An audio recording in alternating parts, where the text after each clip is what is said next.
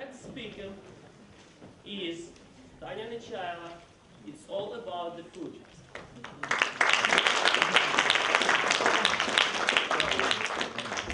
It's all about the food, Tanya Nechaeva. Dear Toastmasters and guests, I have a confession to make. This may sound a little bit unexpected, considering the way I look, but I love to eat. And sometimes I might be eating a little bit too much for my weight. How many times in my life I've heard, you eat so much, and you stay so thin. Where does it all go? I don't know an answer to that. I usually say it goes to my brains. But I know that as soon as I discovered that no matter how much I eat, I don't add weight, I thought that this might be a great chance for me. Maybe it's a destiny, a gift to try all the food in the world and to tell others about it. But my career as a food expert did not start very well. When I was a powerless child, my parents made me eat kasha every day. And the little jam flour did not make it better. I also remember the huge plate of soup with all the onions and carrots. It was such a fun game to take them all out. And I remember the sudden flush of Western products into our country. The cheap gums, candies, and the huge lines to McDonald's, and the famous period of Mivina conquering our country. Remember how we all ate it and for some reason it tasted so delicious? Those times have passed, and nowadays in Kiev you can find almost anything you want. Well, except for me, the grechka. You can really choose, and I was so excited about that. But the little hungry monster inside me still wasn't satisfied. I really wanted to travel and explore more.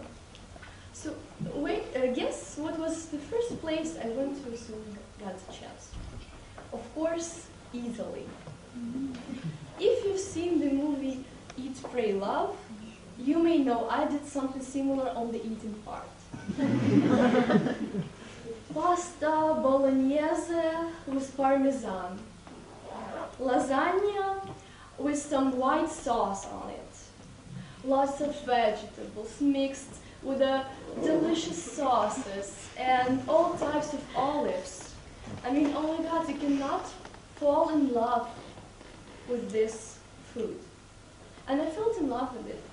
And I wanted to stay in Italy forever. Well, due to visa issues, unfortunately I couldn't. And I had to move on. And I traveled more. I went to America.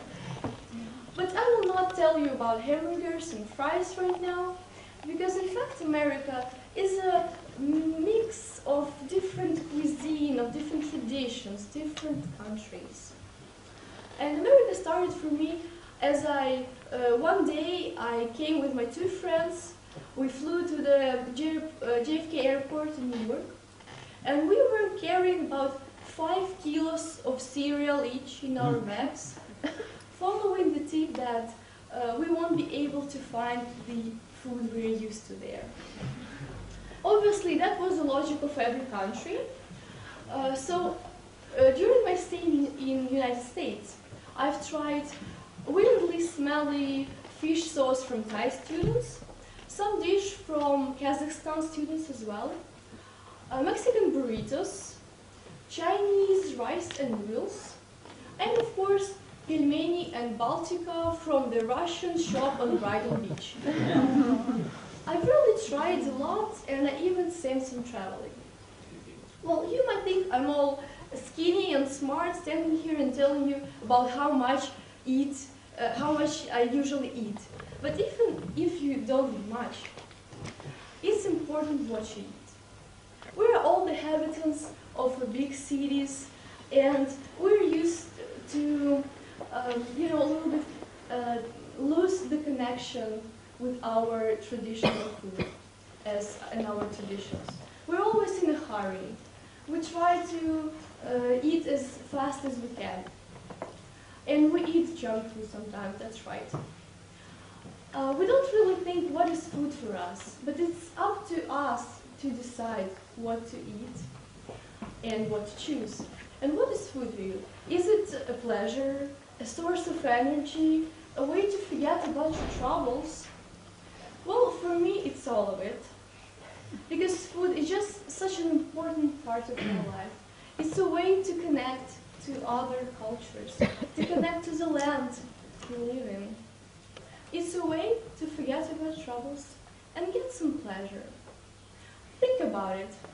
When you come home tonight, make yourself a nice, delicious, unusual dinner and make sure you enjoy every piece of it. And today I'm off to some new adventures. I'm off to fulfill my mission and keep trying the food of the world. Maybe I will try some French snails or some truffles and other things. By the Toastmaster.